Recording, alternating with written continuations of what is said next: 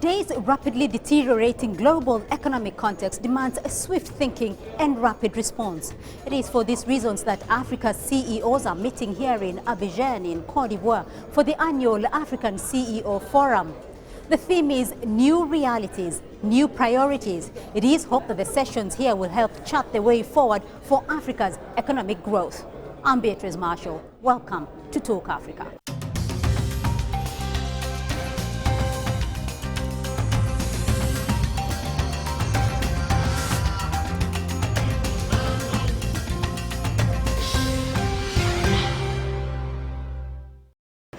Now, after a decade of accelerated economic growth, Africa is experiencing its share of global economic challenges.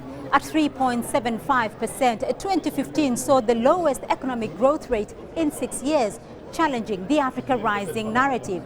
So how can African companies build on their resilience without losing out on their ambitions? Well, I sat down with some of Africa's top minds to find out how. My panel today, the Prime Minister of Cote d'Ivoire, Daniel Kablan-Duncan, Mr. Aliko Dangote, founder and president of the Dangote Group, Minister Moulay Hafid El Alami, the Minister of Industry, Morocco, Mr. Akiwumi Adesina, President, African Development Bank, His Excellency William Ruto, the Deputy President of Kenya, Mr. Jonathan Oppenheimer, the CEO, EOSN South Africa. Welcome to the panel. I'm going to start off now with you, though, Prime Minister here, because President Ouattara did speak this morning about the great economic growth rates of Cote d'Ivoire, and he pointed at 10.3%, and that's against the backdrop of hard-hit economies in sub-Saharan Africa. Now, what is your strategy? What's been the strategy here, and how have you been guiding your economy, though, through local and international changes? Ce que j'essaie donc de dire, pour répondre à la question de Mme Beatrice Marshall, c'est de dire que, comme le président Ouattara l'a indiqué, nous sommes sortis de crise en 2011. As President Ouattara said, after the crisis in 2011, we had a growth rate of 4% on average, and since that time, we've had an average growth rate of 9%. Now the question is, how did we make it? First of all, we've had a lot of reforms, both structural and sectoral reforms. We ranked in the top 10 countries in doing business, and as part of the Millennium Challenge of the USA, we also were successful. And with the UK, we were admitted in 2015 as the 66th OGP partner. And we're also eligible as part of the Extractive Industry Transparency Initiatives, so there's been lots of structural and sectoral reforms. The second thing is we want to give a greater place to the private sector. The share of the private sector in the 2012-2015 investment plan was at 62%. In the upcoming plan 2016-2020, the amount will be $60 billion. We also have an advisory committee meeting in May, where the first day will be a meeting with external foreign partners and the second day will be with the private sector, and the private sector is the growth engine. We are working with both the national private sector and the foreign private sector.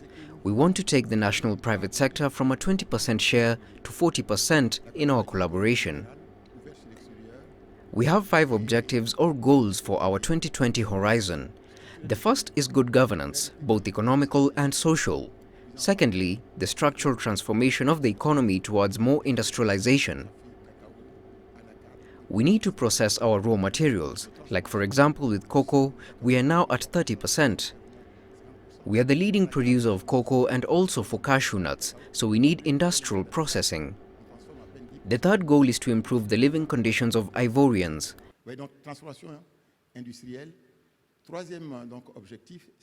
The fourth objective is women and youth promotion, and the fifth is the change of mindset. Ivorian citizens should see globalization not as a threat, but an opportunity, taking advantage of globalization. Il faut que l'Ivoirien considère la mondialisation non pas comme une menace, mais plutôt comme une opportunité. Ça va tirer les meilleurs profits de cette mondialisation. Voilà un peu donc les 5 points. Mr. Dangote, I want to tap into your experience, though, in business. At this point where we are talking about slower growth for Africa, though, is it still worth the risk for you? What is it you look for in today's markets when you're investing? Well, what it is right now, we know that yes, Africa will not just fade away overnight. We are facing a little bit of challenge here and there, but we're a highly diversified group into almost about 18 countries in Africa. I think we are taking this as an opportunity to look inwards by trying to develop ourselves, diversify our own economy of various countries. And also with that, we will continue to sort of invest. We have rolled out almost projects now, worth almost about $18 billion, which we are continuing, which will deliver in the next 4 years. Ranging from refineries. We haven't actually stopped. We know that yes, there are challenges, but we have already rolled in.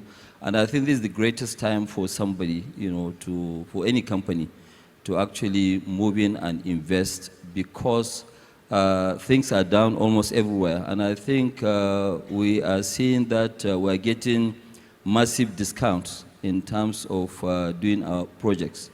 What used to cost $1 million today, because iron ore, still, everything is down.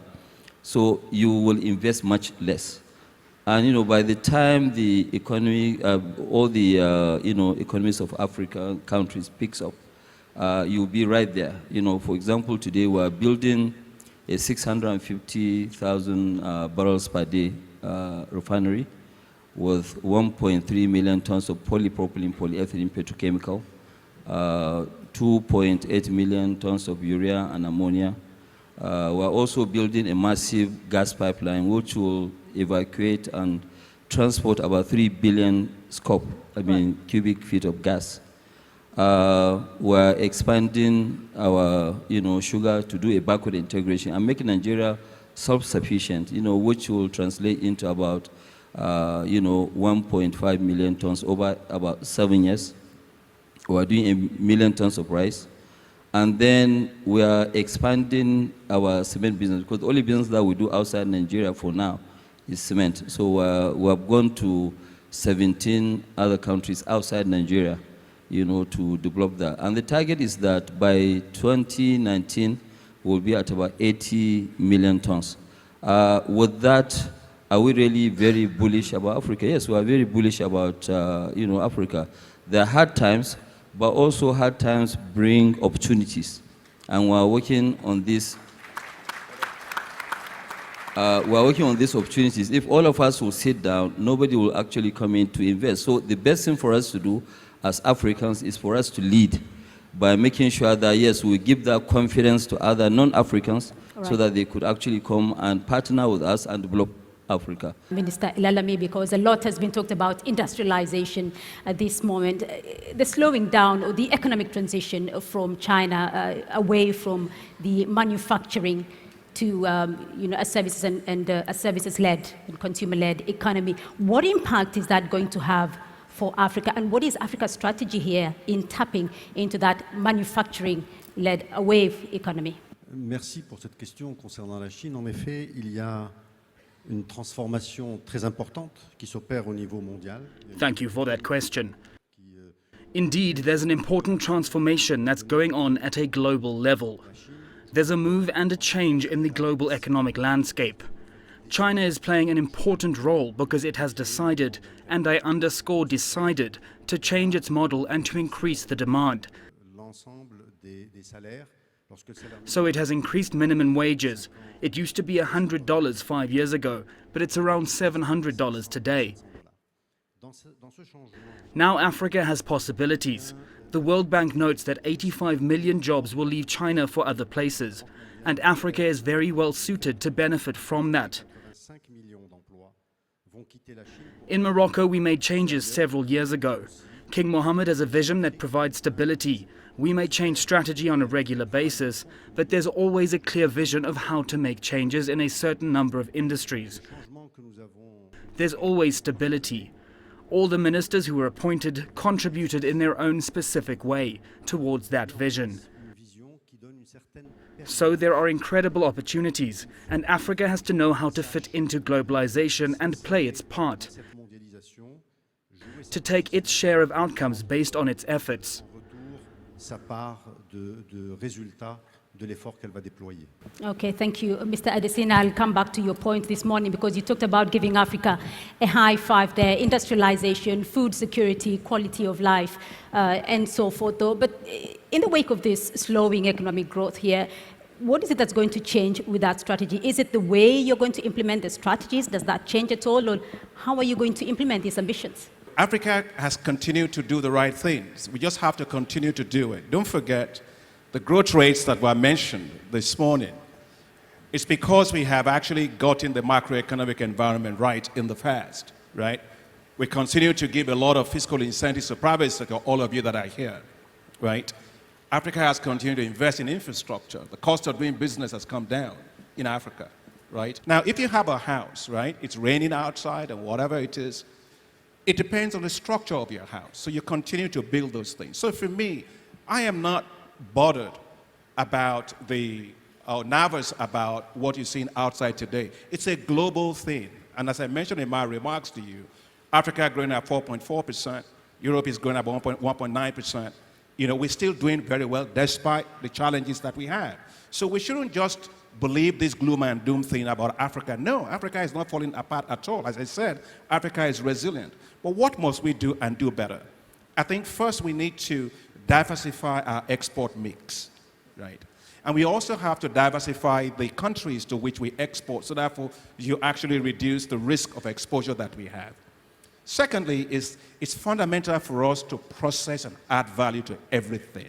You know, people say, well, you know, you have business cycles, commodity price volatilities. They will always happen unless and until Africa industrializes, increases its share of manufactured goods in total GDP. Aliko is here. He just heard what he just said. And so I think the solution, it's not in panic. The solution is not in looking for solutions elsewhere. The solution is internal. So in my view, I think three things are important. First and foremost, look internally and grow your domestic markets, right? Regional trade will be a big component of that. Secondly, continue to invest in critical enablers. Energy, for example. You look at it today, all of you that are here, right?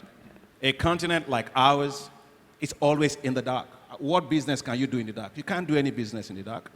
And so that's why we think we must solve that energy problem for Africa. That's why at the African Development Bank, we've said we must light up and power Africa within 10 years. It's absolutely critical for us to do that.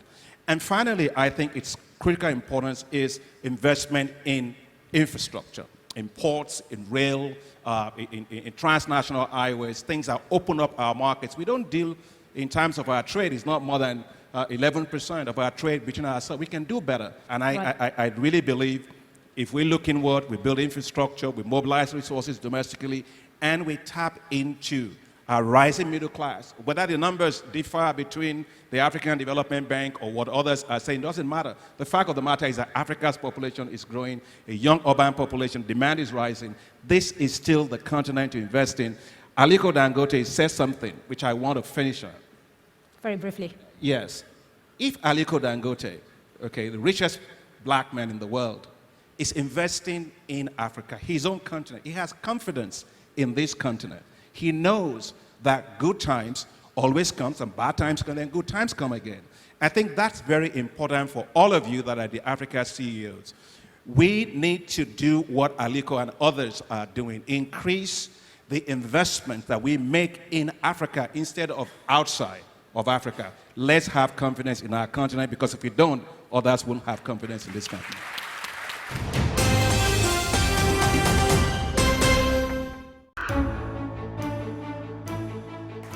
Here is a man representing a country which never was our colonizer. He is doing to us what we expected those who colonized us yesterday to do. It's about moving the African agenda forward together with the Chinese in a win-win situation. I think this is now elevating the partnership that China has with Africa to another level. We are saying to China, thank you very much for China's understanding of Africa's difficulties and challenges as it has always done. We are thankful that the Chinese leadership and the people of China are prepared to be with us, to pull with us under these kind of circumstances.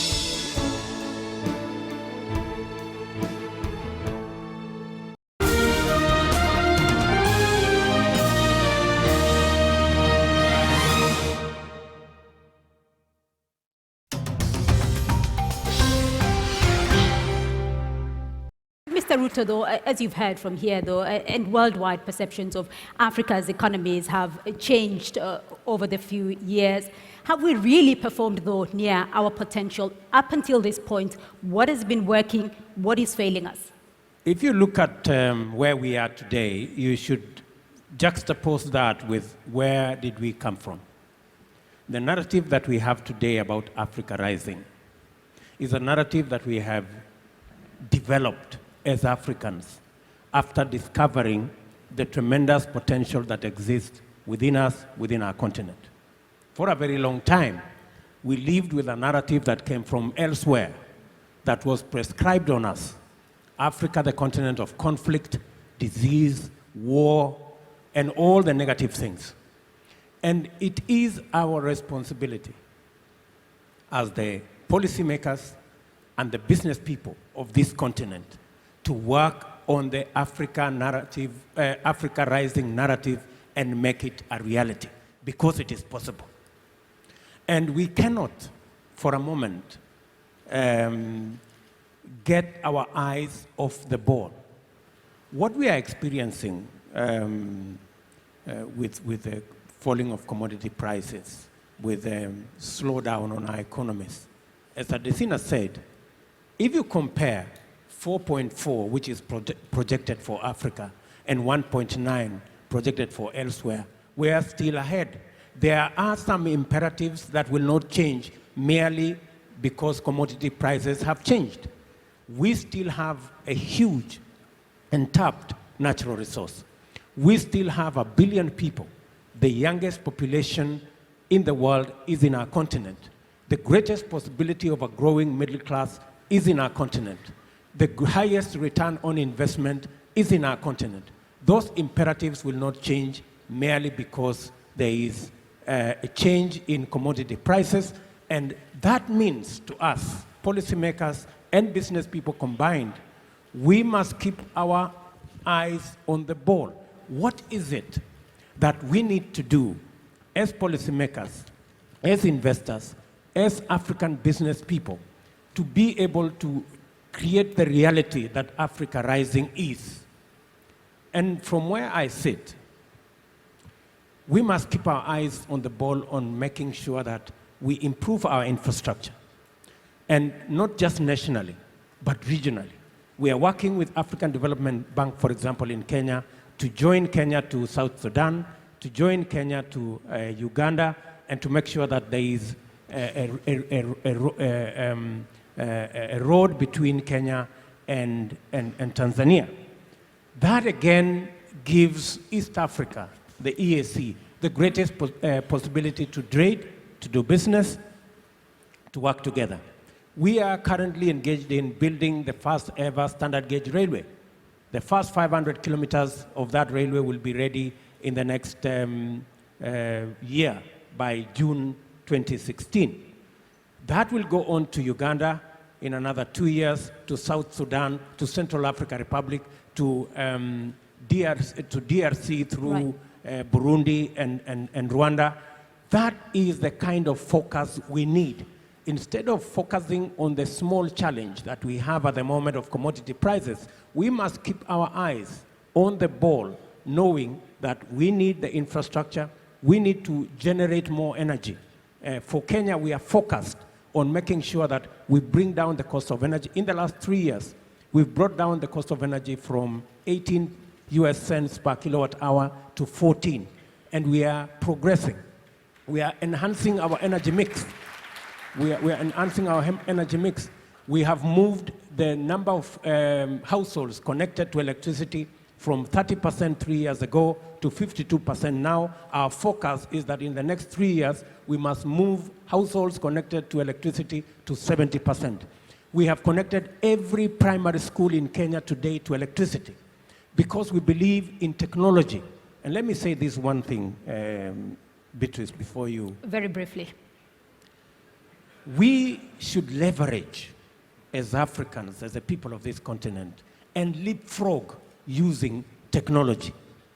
Why do I say that? For example, in Kenya, using mobile money technology, today, 50% of all mobile money transfers in the world happens in Kenya. We are moving $10 billion every year using mobile money technology. Technology can leverage where we are, and we can leapfrog from where we are to where the rest are in a shorter time using technology. That's why we need to be keen on where do we invest to get the highest returns. Lastly, ladies and gentlemen of this continent, policymakers and business people, we must not get our eyes off the ball because of small hiccups and minor challenges. Mr. Dangote, I'm going to come to you with this question, though. What do you think is Africa's single biggest competitive advantage here? What are the strategies that we are going to use to achieve that competitiveness in the wake of the economic situation facing us here? Well, thank you. Well, first of the competitiveness, I think, is for us to do more intra-trade. Because you see, the way things are, it will be very, very difficult for us to produce goods and export them to Europe and be competitive. And it is a pity that within us, we have issues. One of the real issues is actually movement of goods and people. I mean, today, let's take, for instance, a country like Rwanda, where they say, okay, fine, it is free visa for any African who is visiting Rwanda can get a visa at the airport. But despite that, Rwandans need visas for 78% of African countries, which does not really make sense at all. I mean, today, if I make a mistake and arrive at, South Africa without a visa, because that actually almost happened to me last week, because I traveled and also I hold about 8 passports. Not that they finished, but the pages have actually finished. And I left 5 of those passports inside the aircraft, and I thought I left them in Nigeria, but my passport, there was no visa on that particular passport. It was on the other 5 that I left in the aircraft. So when I got there, now they allow my, head of strategy, who works for me, to pass because, he has an American passport. Okay? He has no visa, nothing. But then the lady said, well, I'm sorry, Mr. Dangote, you don't have a visa here, so, what do we do? And, I panicked, really. I had to go back and search everywhere in the aircraft, then I found those. So without that, without finding the passport, they would have actually turned me back. So you can see, how do you really interact? How do you do businesses among yourselves? But our situation is not really a bad situation, because if you look at it, we have inwards businesses that we could actually do that can transform our various countries. I mean, take for instance, a country like Nigeria, where by 2019, we're going to be 200 million people. You will not believe that 98 to 99% of the milk we use in Nigeria is imported. How can you keep importing all these things? I mean, wheat, we import wheat, 100%. We import almost 65% of rice. President Adesina, when he was there as agriculture minister, he did quite a lot in trying to transform this. So in Africa, what we need to do is actually to even try and, first of all, be self-sufficient and go for massive industrialization. Right. Okay, we'll create jobs, we'll create quite, and the easiest thing to look at, especially when you look at the African countries, we have our own market. That's a market. So it's like US. The biggest thing in US in terms of their growth is the domestic market.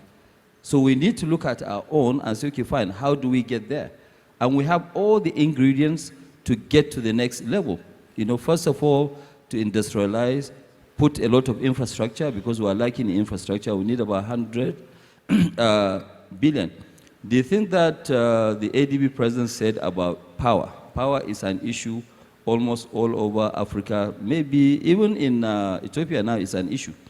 So we need to look at, okay, how do we power Africa? I mean, from where I come from, which is Kano in Nigeria, Kano State in Nigeria, we have over 20 million people. Out of 20 million people, we're sharing 35 megawatts only.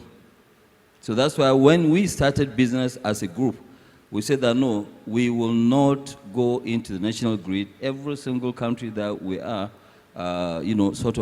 operating, will generate our own power. And that's why we've been very, very successful. I'll come to you, though, Minister Elalame, because you are a co-proponent of South-South cooperation. What do you think industrialization, as has been mentioned here, as the key for Africa's growth? How do you think the South-South cooperation can build industrialization for Africa? Je crois qu'il est important de souligner que chacun des pays pris individuellement en Afrique, à l'exception de quelques... I think we are not visible on international radars as African countries. It's important to note this, admit that, and work towards improving that. Most African economies taken individually, except 4 or 5, are not visible on any radar. By talking about South-South cooperation and intra-trade and so on, we in Morocco take much delight. In the past, I noted this absence of African economies on the international radars because I used to work in an international insurance company. I saw global leaders coming to our country, asking what we could do together for joint ventures. And when I was working on the Moroccan economy only, it was not visible. So I think regional integration is one element. I spoke about China, but there are several other reasons why we should be hopeful. We have training for human resource development. One of the challenges we've had is that our continent is attractive, but there are arguments that investors will put on the table quite regularly about human resources. So what is important for me is job creation. In Morocco, over the next 10 years, we will need over 1.3 million jobs.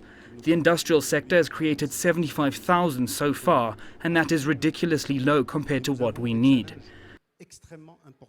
So we may talk about how we get to this, but Africa has a capacity and opportunity that is unique, and we need to be able to seize these. We all have our own formulas, so maybe we need to start sharing them.